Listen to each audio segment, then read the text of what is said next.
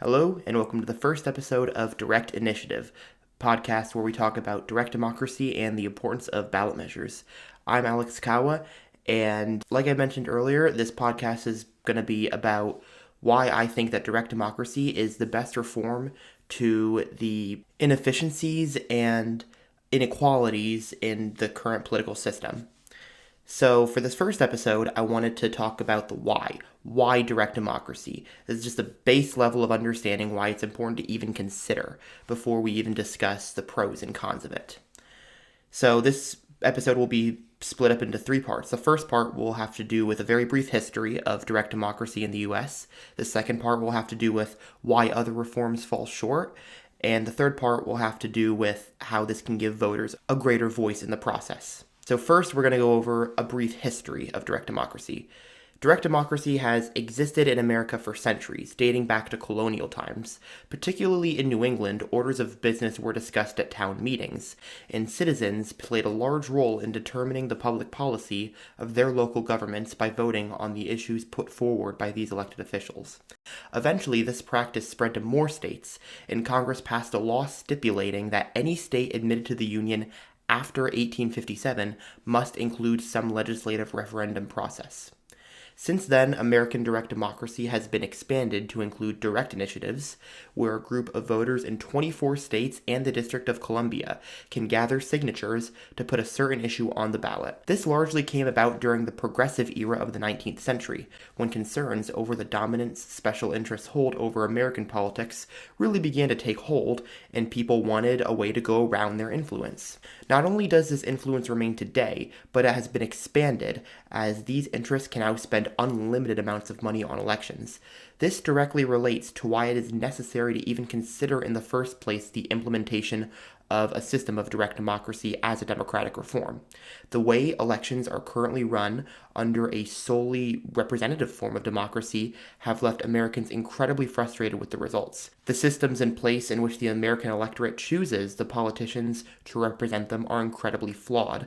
For what is supposed to be a representative democracy, the voices of so many Americans are drowned out based on factors such as their geographic location or even immutable characteristics. The Electoral College, which is used by the 50 states and Washington, D.C. to elect the president and vice president, is structured in such a way that renders non-white voters' votes worth 5% less than those of white voters. Meanwhile, the U.S. Senate is designed to give voters in the least populous state, Wyoming, 66 times more representation than those in the largest, California, due to the fact that every state, irrespective of population, gets 2 senators.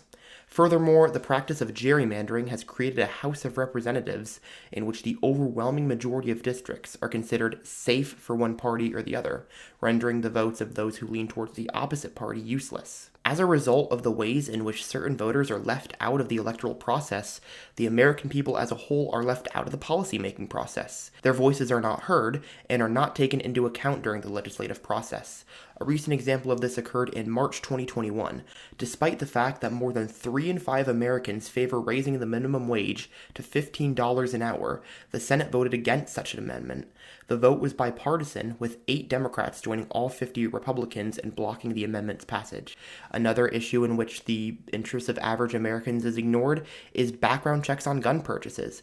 Polls consistently show wide support among the electorate from across the political spectrum for these changes, but this support hasn't moved enough Republicans to get on board with them. These are just a handful of the issues that the American people support that the government refuses to act on, but the list doesn't end here. In fact, a study conducted by Professors Martin Gillens and Benjamin I. Page in 2014 found that, quote, the preferences of the average American appear to have only a minuscule, non-zero, statistically non-significant impact upon public policy, particularly when the desires of the wealthy are taken into account. American voters have made their opposition to these inequalities in representation clear.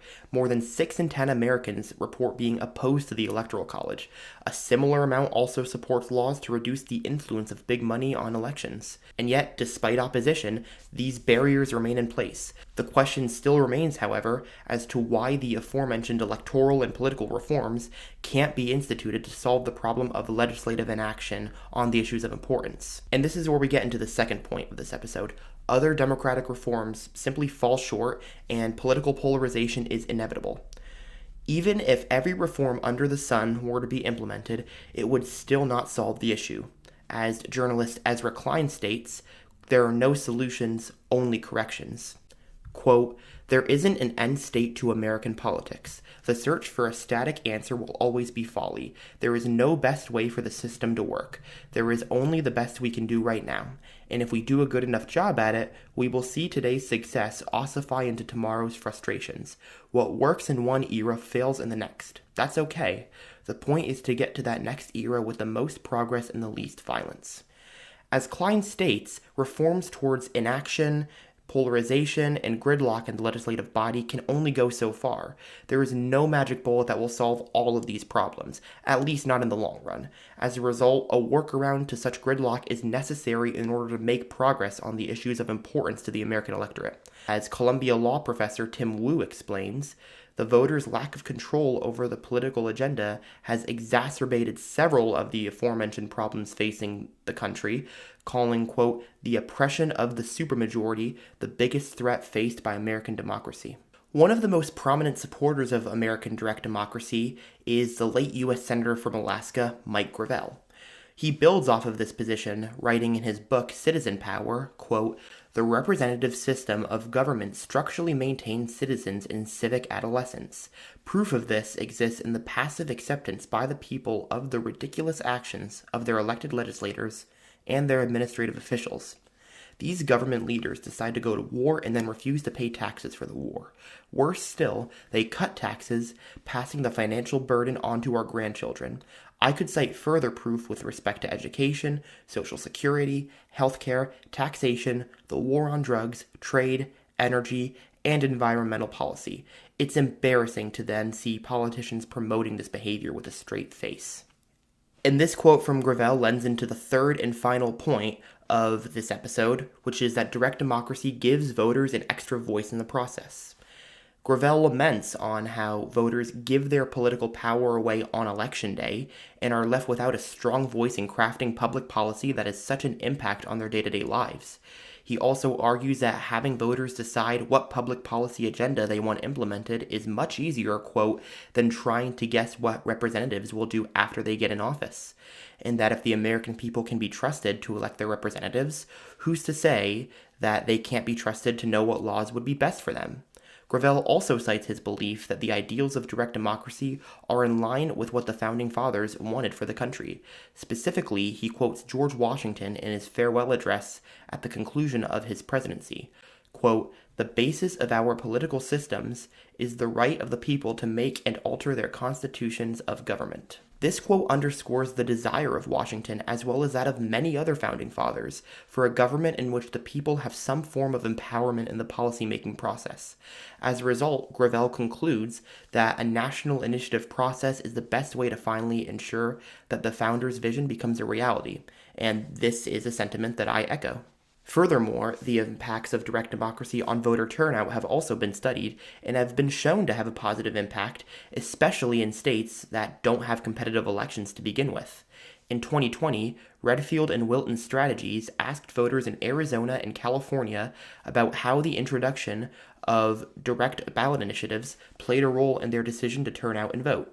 The results showed that 61% of Californians and 56% of Arizonans were more motivated to vote by the inclusion of these initiatives on the ballot. The results become even more interesting when broken down based on how the respondents voted in the 2016 presidential election.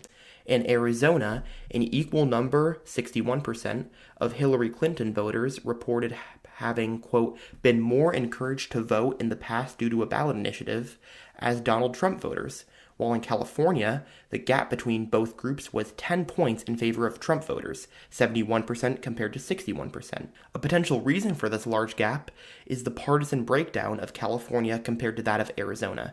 Arizona is a quintessential swing state, which is highly contested every election, with both candidates heavily competing for votes there. As a result, both Democratic and Republican-leaning voters are equally motivated to come out and vote, as they know their ballots could literally change the outcome of the race.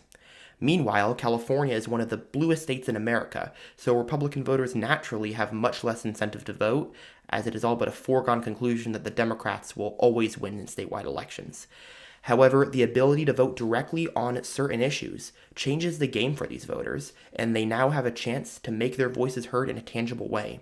This also may explain the fact that 5% more Californians than Arizonans overall feel more motivated to vote based on the inclusion of ballot initiatives, due to the fact that by default, their votes matter less, as in they are less likely to change the outcome of a typical election between two candidates than in Arizona. And this specific idea that certain initiatives on the ballot can make it so that voters are more likely to vote in elections is one that we'll explore in the next episode, where we talk about several issues that have been on the ballot in multiple states in multiple election cycles, and how these have affected voter turnout, and how they've overall improved American democracy in multiple ways. So that'll be coming out soon, and I've also, if you're watching this on YouTube, I have linked to some of the sources I thought were important in the description below. Thank you all very much for watching and or listening. If you're watching this on YouTube, please leave a like and subscribe to the Direct Initiative YouTube channel. And if you're listening to this on streaming services, then make sure you follow the podcast.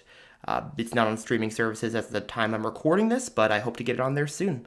But that's all. I'm Alex Kawa, and this is Direct Initiative.